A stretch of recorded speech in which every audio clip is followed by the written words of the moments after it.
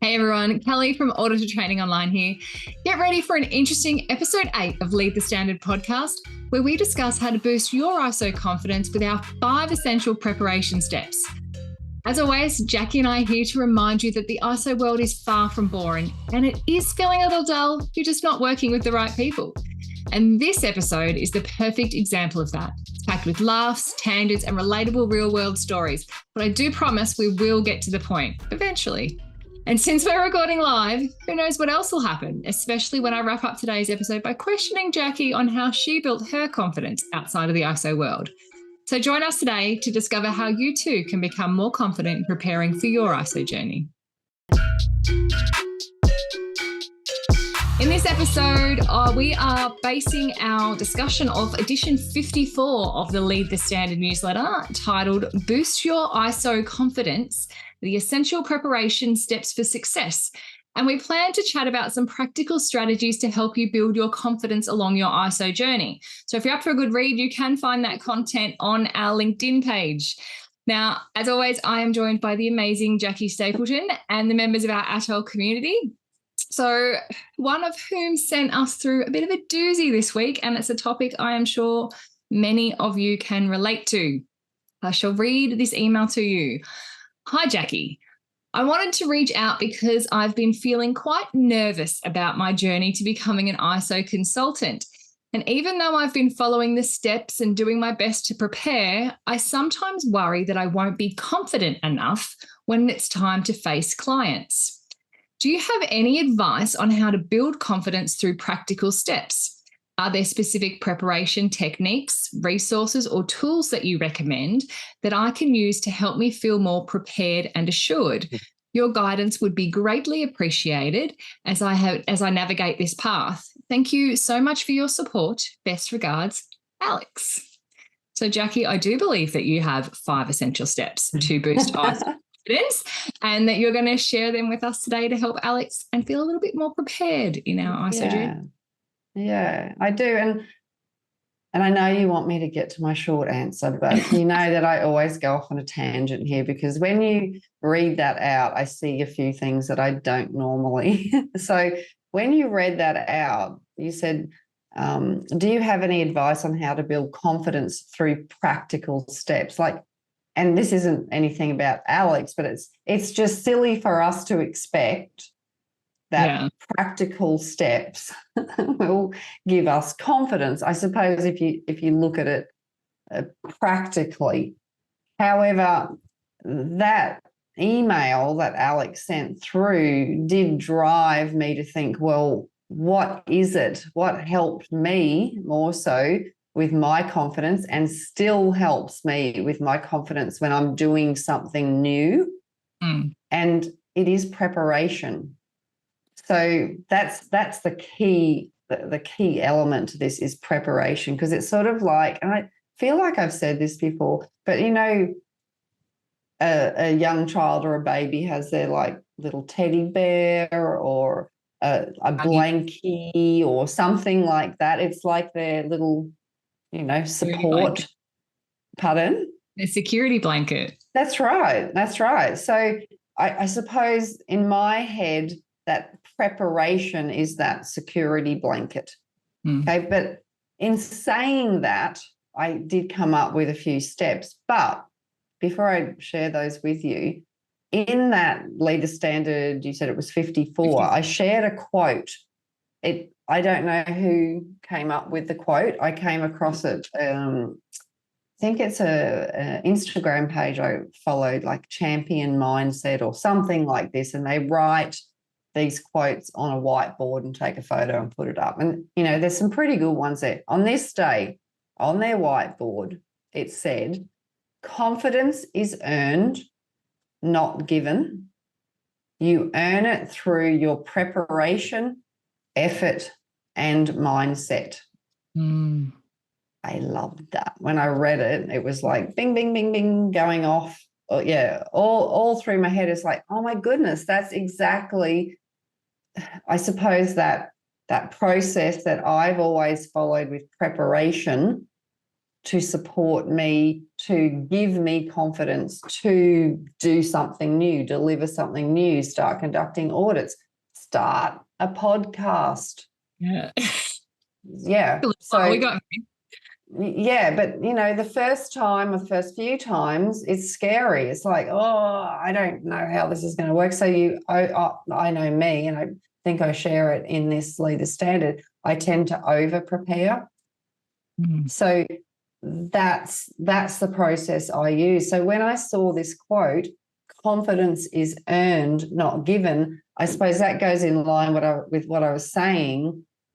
Yes, there's practical steps, but you do have to put in that effort to create that, support that you need, which is preparation.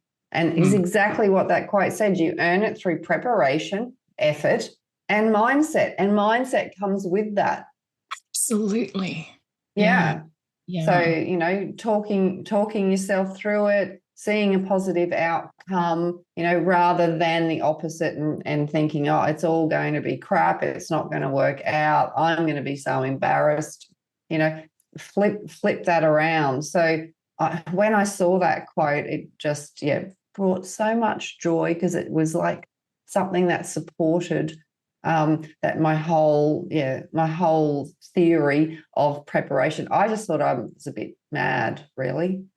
It's like, because I'm thinking, like, oh yeah, you've gone quiet, Kelly. That's unusual for you. Yeah, I'm not saying anything about it.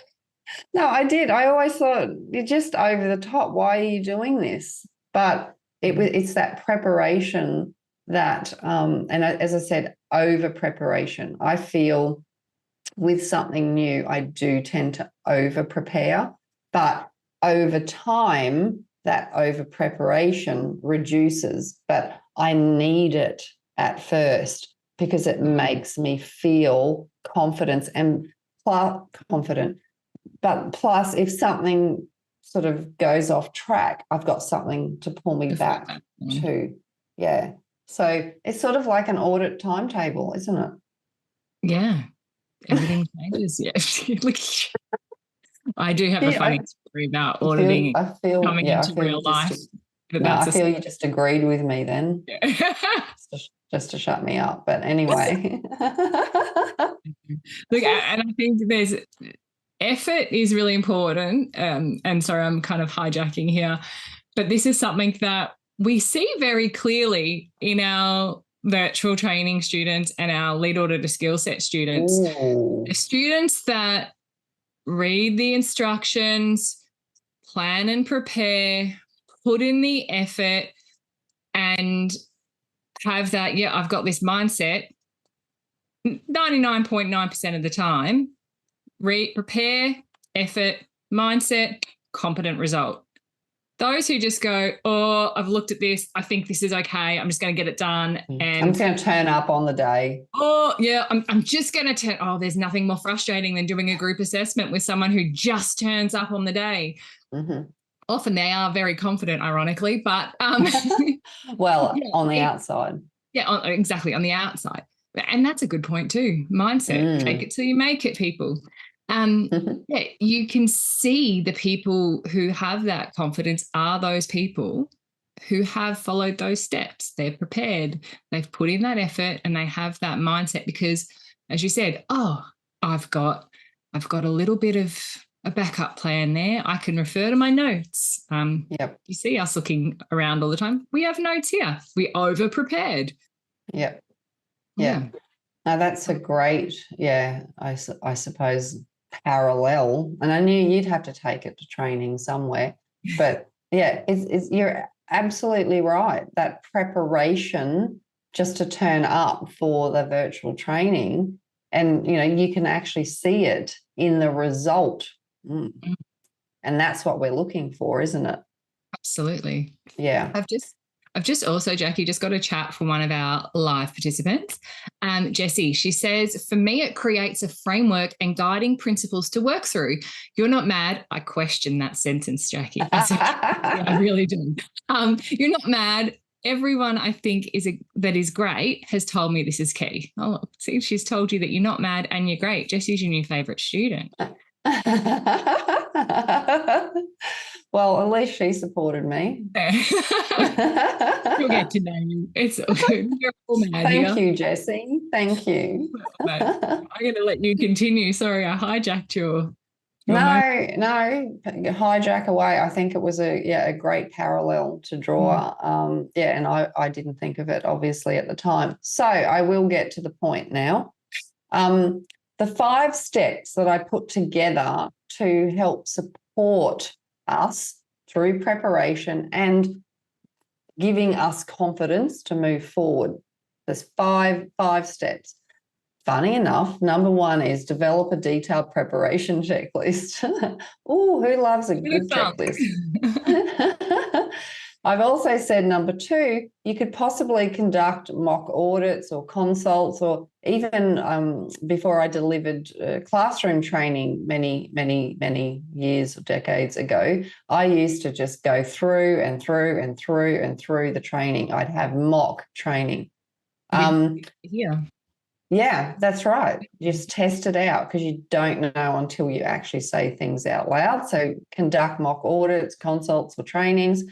Number 3 is utilize previous audit reports. So that's relevant for if you're auditing or consulting. So it gives you some inside information. Regularly review ISO standards. So we're talking specifically in the ISO world, stay up to date essentially. And finally, number 5 is get some external feedback or mentorship as well. It gives you an external perspective. So that's my short answer, Kelly. Wonderful. That was pretty short, wasn't it? It was, look, it was a long short, but it was shorter than most shorts. So good job. Okay. But we will extend on them. And that's what I have to keep telling myself. No, Jackie, just go through the list 5 and stop talking, because then we'll break each of those 5 down. Yeah. Is that what you want me to do? Yeah, I think Angus will be very happy if we can keep our shorts short and our longs long. I sort of feel like, on radio stations, I don't listen to the radio anymore, but in the olden days, when you listen to a radio, like say the morning breakfast show or whatever, how, do I call them the DJs? Yeah, we'll call them that because I call them that. There's normally 2 or 3, and there's always the one that talks a lot and goes off randomly. And then there's always the sensible one that knows all the technical stuff and keeps people on track. I feel that that's you. Which one? So now I'm confused which one's which, because you keep everything on track. Oh, okay. I thought I was the one that talks a lot. At least that's what my dad tells me. And the technical stuff. You do all the technical stuff. The button pusher. That's right. That's right. There's always that difference. And then you just keep me on track. So thank you. I thought of that last week. It's sort of like a radio show. But anyway. I hope so. That's what a podcast is. Welcome to the Blue Material. Okay, I will get on with it. On track, Jackie. On track. So, as I mentioned in the leader standard that we're breaking down further, when I first started out as a certification auditor and as a trainer in the ISO world, I would prepare and practice for days before. As I said, I was an over-preparer. I still am an over-preparer. My preparation for certification audits consisted of a detailed audit checklist. I still use that audit checklist. And can I do like a sales pitch? Yeah. So, and Kelly made my audit checklist pretty several years ago. And that's available on our website. It is on the homepage on the top right. You can see it sticking out, but also on the resources page. Yeah. It's a Word document, so make it your own. Yes, yeah. And that's the audit checklist that I developed many years ago to help me to prepare for my certification audits. And as I said, I still use it to this day. Mine's still my old messy basic one, not the pretty one that Kelly made. So I maybe should do that, but anyway, that's a separate story. So So I have my checklist. I print pages of the previous audit report. So it's only certain pages, normally like the cover page, because I like to see the scope, because that's something that I check at the opening meeting. I might also print out the pages that have the non-conformances and observations on them, because I find it easier to scribble on, and like when I follow the previous findings up. But that might be an age thing. I'm still more pen and paper. I'm going to call you out on that. I thought the same. I thought it kind of stopped at about, I'm going to say my generation, those of us in our late 30s, early 40s. Are you saying like you're like really young? I don't know. But I was talking with Hazel yesterday, and Hazel's our marketing lady, by the way. Yeah, Hazel is our wonderful social marketer. Hazel is a pen and paper person too. Oh yes, and she's only young. She is very young. Yes, well, not very young. She's young, younger than I. But yeah, I've been talking to a few people. My other half, he works in an office. It sounds so weird to say these days. He's in an office. He's working with a lot of younger people that are coming in too, and he finds that a lot of people in this space are quite tactile and are taking notes. So people are kind of coming away from that digital space. And again, Jessie's just popped in again. Excellent point, Jessie. It's easier to maintain a conversation and give someone your attention if you have a pen and paper in your hand rather than typing. I think we've associated this with I'm not paying attention to you. I'm focusing on something else. Distracted. Rather than, you have I think this, that's an awesome point. Yeah. So we got off track again. But that's all right. So, while in some areas it could be a generational age thing, but I think to take your point, probably an industry or activity thing could also influence the whole pen and paper side of things as well. Yeah. So, and look, if you're worried about saving trees, let me know. I'll plant a few in the backyard. That's right. Never opposed to you. But I suppose maybe I was just covering my backside because it seems like I'm just printing stuff off, printing. But I suppose I might have half a dozen pages in what I call my audit pack. So, and it's a similar thing as to what I was saying before. It means I can go to it quickly. It's there on hand, and I don't have to have my laptop open on certain, folder and try and find it. It's there and I can scribble on it. Yeah. So, I developed this audit pack when I first started out, and as I said, still using it to include these things. And that preparation checklist has the checklist of all the things that I need to do, what I print as well. And I'm pretty sure you included this. It includes the opening and closing meeting agenda as well. And they're just the ones I use. And I have some blank spaces where I can write my own in. I use this really high-tech thing called Post-it notes as well. And the Post-it note is right here in front of me at my desk. And it reminds me, I could embed it in my checklist, I guess, if I was clever, but it was an afterthought. That's a new version. I need to update the version to remind me to pack my standards, because I like to have them, physical, like hard copy, and whether I need to pack my safety boots, because it depends on the job. But that high-tech Post-it note helps with that one. So. I just want to put in a disclaimer here, everybody. I'm laughing at Jackie's comment about a Post-it notes because I have a very distinct memory of going to Jackie's house for a meeting and the Wi-Fi password had changed. And the Wi-Fi password was somewhere in the house on a very high-tech piece of paper called a Post-it note that nobody could find. So if you Yes. are using a Post-it note, firstly, make sure that you use the sticky side to stick things to, but possibly staple it to something, because Post-it notes and paper clips can cause problems. I just want to No, well, I have a backup plan because I'm looking at that Post-it note right now. I've got sticky tape on it now. There you go. Look, So, make sure it's fastened secure. securely. It's secure. Lucky I'm not writing the information security Sorry, course. George. Sorry, George. So you'll be able to find that next week when you're at my place, Kelly. Thanks. Yeah. Well, actually, I'm moving office, so I need to make sure that's secure. So, sorry, we're going off track again. So that was my preparation for audits. I also had a preparation for delivering training. And look, this was back in the day when we were in the classroom. We don't do that so much these days, or we did. Kelly and I don't. Yes.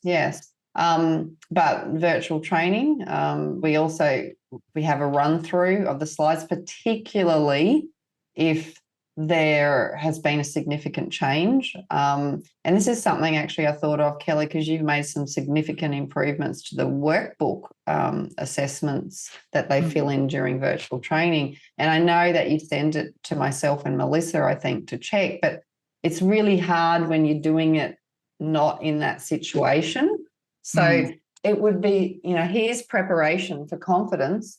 And as you know, when you're presenting, because this is your job, when you're explaining to the students how to do this assessment, as you know, it takes, it could take half a dozen times to learn how to present it. Communicate effectively. Exactly. Yeah. And I'm not saying you don't, but it's learning what not to say just as much as what to say and what to show them and when. Yeah, we had tested the new workbook with our VILT students last week, and we have 3 activities that are very similar: the opening meeting, the audit interview, and the closing meeting. But I learnt from confused faces and questions from the opening meeting. Quickly in the background, changed the slides and my notes for the audit interview. Had a few less confused faces. Readjusted the closing meeting, and they got it at the closing meeting. Yes. But again, still changes to do for the next group. So exactly. Practice, test and learn. That's right. Exactly. And I suppose you could actually, thinking ahead, you could actually present that to me, Christine, Melissa, Hazel, Matt, and we could see if we understand what you're trying to tell us. Probably I'm not very good because I know what's meant to happen, but people that don't know what's meant to happen, because then you can, as you said, it's test and learn, and that's just preparation. Okay, so that's why I went up this path with preparation, because it supports your confidence. So I just wanted to share those couple of things that I do personally, and as I said, I still do it for anything new that I have to do. And as I said, the newest thing that I've had to build my confidence up in is this podcast. So initially, I over-prepared. I was at this desk like an hour before going blah, blah, blah, blah, blah, blah. But then I just realized I can just start talking anyway. Yeah. So, but I needed, as you said, Kelly, I need that security blanket. I still need it, and that's okay. As I said, I thought I was mad or crazy, but that's what I need. So that's sort of what I'm promoting here. So just realized we haven't even started the 5 steps yet. So maybe we should. We should have prepared, Jackie. We should have prepared. But I feel like maybe once we get stuck into the 5 steps, we may have covered a lot of it anyway. I think so. Yeah. We're good at that. Yes, we are. We are. Okay. So The first step I said was develop a detailed preparation checklist. Done that, move on. Exactly, and develop your own. And Kelly's like, if you're preparing for audits, just as an example, Kelly has created that preparation checklist that you can download from the website based on my basic one. And as Kelly said, it's a Word document. Make it your own. Just because mine has that stuff on it doesn't mean it's relevant to you. It's just a guide to point you in the right direction, or create your own preparation checklist. Okay. What else do we do, Kelly, that we have these preparation checklists? I'm going to share again this week. We've spoken a lot recently about we have a new team. Jackie and I are veterans, I shall call us, but everyone else has been here for 12 months or less than 12 months. So we are still doing a lot of training. One of the things that we are working through as a team is to become comfortable and confident in owning those processes and making them work for us. So the team is working through creating their own checklists. Melissa did an awesome one the other day. We've got a whole new procedure for social marketing. She's created a checklist for the things that she needs to tick off. Yes, there's a procedure there and it's detailed, but it doesn't list all the nuanced things. I'm onboarding a new employee to start with us next week. Again, checklist. Have I got this document? Have I ordered this equipment? Has this been sent off? Have I sent that? Christine, when she's following up customers, have I asked this? Have they told me this? Has this student sent through this? Invoice follow-ups. We use checklists for everything. And it's repeatable. Yeah, exactly. Yeah. The one that I used to set up for Matt, I just unticked it already for next person. Added things that were missing. It's there to go. It's building on it as we go. So no. I'm having technical difficulties. Can you hear me? Yeah, we can hear you. Okay. Yeah. She just doesn't like listening to me when I'm on a roll, everyone. No, I couldn't hear you. I could see your mouth going. Yeah. So it is one of those days today. It really is. I'm pretty sure you were reconfirming your checklist. Is that correct? I was. But yeah, there's so many things that you can use your checklist for. It doesn't just, again, sorry, Hazel. Hazel's planning a wedding. Oh, she's got checklists. Of course. Like checklists can be used for everything. So yeah. So that is the ultimate tool. I feel.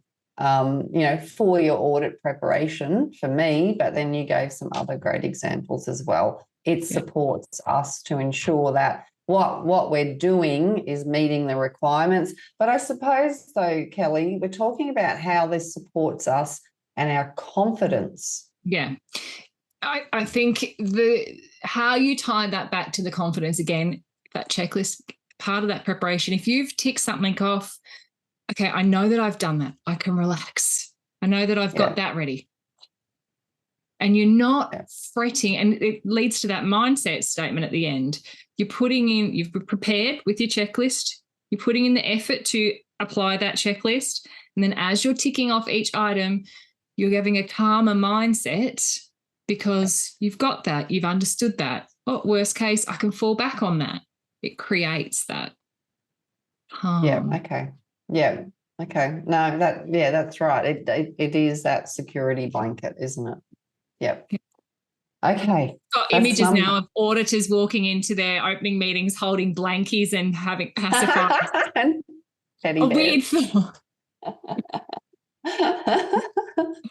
Oh dear. Let's move on. Topic number 2. Okay, number 2. As I said, conduct mock audits, mock consults, and we've already talked about Kelly giving it a different practicing, delivering how assessments are to be done. I practice if there's a significant change in slide content, or I delivered a new presentation at the Exemplar Global Expo. I think that was April. So goodness, already 2 months ago. And it was a new presentation that I put together. So I sat here and I practiced. So I was so familiar with it. When I presented it, it was far more natural. Like, it was all written out of my head, but it's a different story when you have to actually go through it. So, yeah, conduct mock audits, do some practice runs.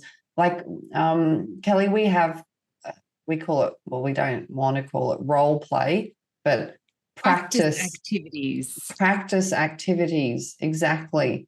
So, that's running through the process. Yeah, you're practicing.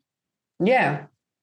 I actually find, go on. Sorry, I was going to say, I think that's important too. When we stopped calling them role plays because people are immature, but also, by people I mean Jackie, but also people get very intimidated by that. So if you're thinking to yourself, oh, I have to role play this thing to practice it, no, you practice. And it's less intimidating. So again, mindset.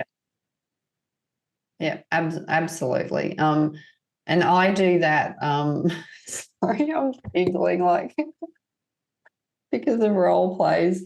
Oh, did I not say you were immature? Because my husband and I, we don't need to know. We really don't. But we practice then. If I have an external meeting, you went there. If I have an external meeting and I'm meeting with someone, I like to have a practice run. And so he, plays the role of whoever I might be meeting, and then I practice response. It's like an interview, a mock interview, which I do with my practice clients. If they have an interview, I run a mock interview and ask them questions based on the job application and their experience, so that when they're asked these questions, it's top of mind. I think using Lee as a really good example. I know Lee. Lee is my husband. Yes. He's going to ask you those questions that you're not going to prepare for. Exactly. Yeah. They'll be relevant mostly, but you're not going to have planned for them. So by having that mock audit, mock interview, mock consultation, you are preparing for the unexpected. Yes. Yeah. Someone else is going to always have a different thought to you. And look, Lee would probably do it intentionally, but other people might do it inadvertently. So, yeah, it's another really good way. As I said, we can practice as much as we like for those assessment activities, but on the day we adapted and adjusted because there were things or questions or uncertainties that we had not considered. Yeah, that's right. And I suppose, with that mock, the mock audits or mock interviews, you're right. You think that you know and you're prepared until, one, you say it out loud, or two, someone asks this left field question and you're left going, and you can't answer it. But, you think of it later when you're in the car or that night. Look, I'm going to share a story here. I often have a conversation in my head about really? I can plan like this conversation's going to go this way, and I'll have that conversation in my head, me and the other person. The other person never says what I've practiced in my head when I'm seeing them. So that's the real difference, and I suppose the importance in getting someone else involved. Yes, you prepare all you like on your own, but you can't prepare for the unexpected. Yeah, and I feel like we've sort of segued from step 2 to step 5, which was seek feedback and mentorship, which is a little bit, I suppose it's a little bit different, but we're going external. We're getting someone external to help us practice as well and come up with things that we may not have thought of. Yeah. Okay. We ready to go on to number 3? Yes, let's move. All right. So I suppose when I put this together, the intent around this confidence was because Alex wrote that email about being an ISO consultant, and audits are obviously a part of it. So that's why step 3 was utilize previous audit reports. So this is like a document review, Kelly, which you're very familiar with our virtual training. So the reason I put this here is if you're familiar with the previous audit report findings, what they did well, what, non-conformance or observations and improvement opportunities were raised, even just a general summary, which might document the tools and resources that they use, it will help you before you walk into your client. Okay, it will help you to have that background. So again, it's that support mechanism. You're not going in completely unprepared. It's the same with an interview, isn't it? If you're an interviewee, is that right? Like learn a little bit about the company and you try and understand a little bit. So then when they're talking about different things, you can bring that into the conversation. Yeah, I learned that the last few weeks. Yes. It's very apparent. It's very apparent when somebody is genuinely interested in the company, the role, etc., and has prepared and put in the effort and has that mindset. But we have our internal audit next week, and we live ATOL every day, except for Saturdays and Sundays. Mostly, it gets in there somehow. But I've still, we've got new criteria for some of those elements. Even as the audit interviewee, so I live that every day, but I'm starting again to look at those criteria and go, okay, how would Jackie and I pretend that we don't know each other in our internal audit. We pretend that we don't live the processes and we look and find and all those sorts of things. Objectively. Yeah. So already now I'm using those previous audit reports, but reviewing the criteria more so that I know, okay, yes, I can confidently say we've got this and this is where it is, or, oh, I know that we've got that, but I don't know where to find it because it's not my everyday role. So do I need to ask someone else that question? Or that's changed. So how are we going to address that? So, the audit reports, criteria, all of those things, preparation. Yeah. So when we conduct the internal audit next week, it sounds like you're going to be a lot more prepared than me. Which is unusual. So maybe that might be all right because I'll come at it with fresh eyes and I'll be guided by you you've done your homework. Yeah. Which is actually probably works because previously you've been in my role. And you've been managing the operations and all that sort of thing. So you've known all those questions and I'm just doing my little thing. Yeah, it is good to have a different set of eyes. Yeah. Okay. Awesome. So that's that one. Then number 4, and I suppose the wording I used was regularly review ISO standards, but really what I mean is just stay up to date. Look, they don't change that often. They say 6, 7, 8 years, but it's not just about staying up to date. It's being a part of groups or industry groups, people that work in the industry and getting their perspective on things. So I have just a couple of favourite auditors that I enjoy working with, and they're the ones that either ring me or I ring them, and we can have a chat for days about, ISO standards, what on earth they mean. I came across this the other day, but I always learn something.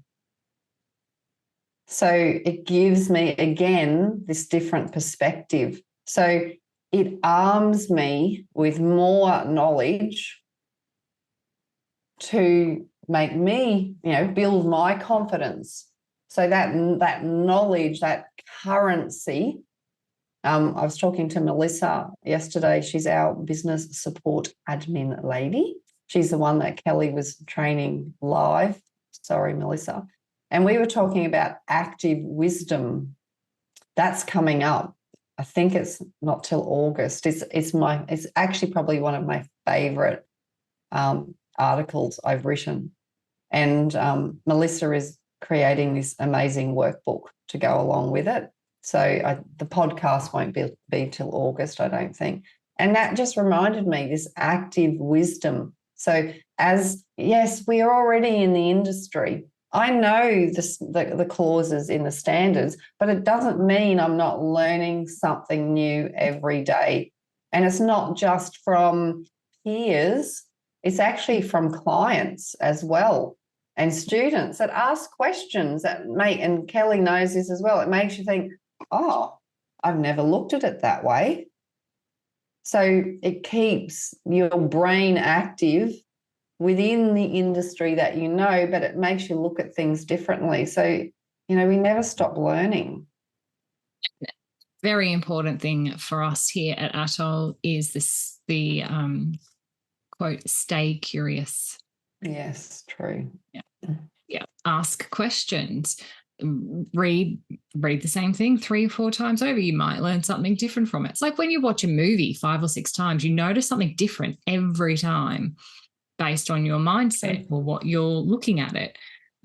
We had team meeting yesterday and Melissa asked a question and I went, oh yeah, whoops, because I'm so ingrained in it that getting, again, topic 5, getting that external feedback. But by staying curious and asking those questions, or even, yes, you said all those standards, but again, sometimes you might just read through it because, that's what you do, and pick something else up. Yeah. So, it doesn't necessarily be review as in study, learn, memorize. It's just have a look, touch base, be curious, see what else you can find and discover through all of those pathways you mentioned. Yeah, always be learning. So, and, you always, again, this keeps coming up, is that different perspective. When you talk to people in the industry, and as I said, I've got students and clients that ask me questions that do make me think and go, okay, great question, where do I find that in the standards? And it helps me to respond but look at things differently, and it keeps you active. Okay, you happy to go on to number 5? And do this final loop. Because practice my acrobatic. I suppose, and Kelly said about stay curious, and that's really one of my favorite words, is just being curious. But also, and this is embedded in us as well, is like a continual improvement loop. And even the 4 steps we've talked about so far have really led us to this final one, which is about feedback and mentoring. So you can see it naturally ends up here, and it really does loop back. So what you gain from involving someone external, getting feedback and mentorship, will loop back to the first one, which was your preparation checklist. It might mean, something that they've mentioned, I'll add that to my preparation checklist. Now something's changed, I need to check if I'm comfortable or confident in it. So I'll do some practice runs. So you can see how it loops all the way around. So involving those external people to get your feedback and guidance helps to build your progress in the other areas. You agree? I agree. I love that we touched on all of that already, which makes things nice. But again, it shows how, preparation drives effort, which leads to a positive, appropriate mindset. I like how you loop that back around. Can you say that again? Because that goes back to the quote, doesn't it? So Yeah. can you say that again? Yep. So preparation, now I've got to remember what it said. Preparation leads to and demonstrates that effort, which leads to and helps with that clear and confident mindset. Yes, I like how you've pulled that. Excuse me. She's made me all emotional. No. I really like how you've pulled that together, actually. It's so true. Sometimes these things are right in front of us and you can't see, how they gel together, but you're absolutely right. Thank you, Not often, Kelly. but when it matters. Yeah, sure. So, are you happy with my detailed extraction of those 5? And thank you for your contribution as always. So, just to summarize, the 5 key points were: develop a detailed preparation checklist, conduct some mock audits or consults or training or, delivering assessment, whatever it is that you're doing, have a go at it, practice it. If it's anything to do with auditing or consulting, utilize the previous audit reports. Okay, that's helping you to become familiar with what they say they do, what tools they use, what went well last time, what didn't go so well last time. So you're sort of, doing your homework and knowledge before you're walking in. Keep up to date and also in touch with the ISO world, getting different perspectives from different people. So that continual learning. And then finally, that final loop, get people external to you involved, which sort of feeds into all of those anyway, as we discovered. So get someone external involved, get feedback, get someone to mentor you and guide you, just to get that external, again, that word perspective. Always good. Over to you, Kelly. Thank you, Jackie. So I love that you wrapped that up, because we did go on quite a few tangents today. Safety blankets and sticky notes. So I do want to give our live ATOL community an opportunity now. If they've got any questions that they would like to ask us, if you could please pop those in the chat for us. I actually don't have any pre-prepared questions other than we've got today. But I think one thing that I did want to ask you, Jackie, I talked about a bit last week. So this is a question from Kelly to Jackie. I talked a little bit last week about the Jackie Stapleton that I met nearly 9 years ago, and how, yes, she was confident in front of a classroom, but there was no way she was getting behind a photographic camera, let alone a video camera. And here she is hosting a podcast. Could you share, I suppose, just a little bit about how you went from I'm not having my photo taken to your face all over the world in a podcast and all over YouTube? Interesting. God, you have thrown me under the bus, haven't you? My first thought, and I'm linking it back to the 5 steps that you and I covered, was I discovered someone that could help me. So I got someone that was, an industry leader in videos, and that's sort of where it started, because I had made some videos. I had a vision. I wanted that YouTube channel where I explained the exciting world of breaking down clause by clause. And believe it or not, people actually like listening to that stuff. And, my confidence did take a big hit because I was listening to people that didn't have the experience, like family members. And it's very common with the ladies that I ended up working with. It's a very common thing. We get feedback from our husbands or kids, and it's not helpful. They're actually not the experts there. So that's when I actually found Rachel Dunn from Girl Director. And this was December 2019. So in February 2020, just before COVID hit us, I did my first 3-day event with them, and we did some filming there. So she supported me to learn how to present and write scripts and even editing as well. So, it really, and you probably see it maybe in our earlier videos on YouTube, they're not as good as our latest ones. Even so our first here's podcast. some. Sorry? Even our first podcast.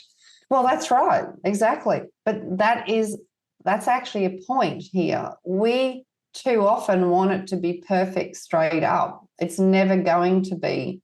And, I'm comfortable saying, if you go and look at one of our early videos from 4 years ago, like if I watch it, I'd probably go, oh, I need to refilm it. And we probably will eventually. But you've actually got to work through that, because that's the learning process. Okay. And make mistakes and learn from them. And then, and I think a big thing that changed is I just got more confident. Effort, mindset. Yeah. And the only way I got there was just to keep doing it and sitting in front of the camera. And now I'm very comfortable. You remember, you used to make me do Facebook Lives, and I hated it.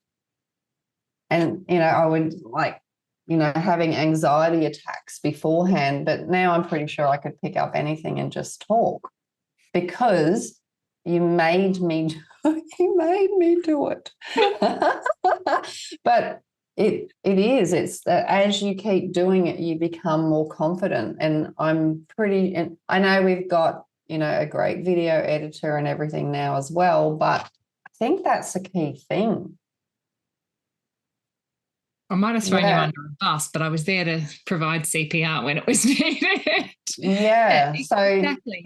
So initially it's finding someone that can help you, that is knowledgeable in that area. And Rachel from Girl Director is still helping me 5 years later. But then that's the light bulb moment I've just had, is I just had to keep doing it, practicing, and that's what made it better.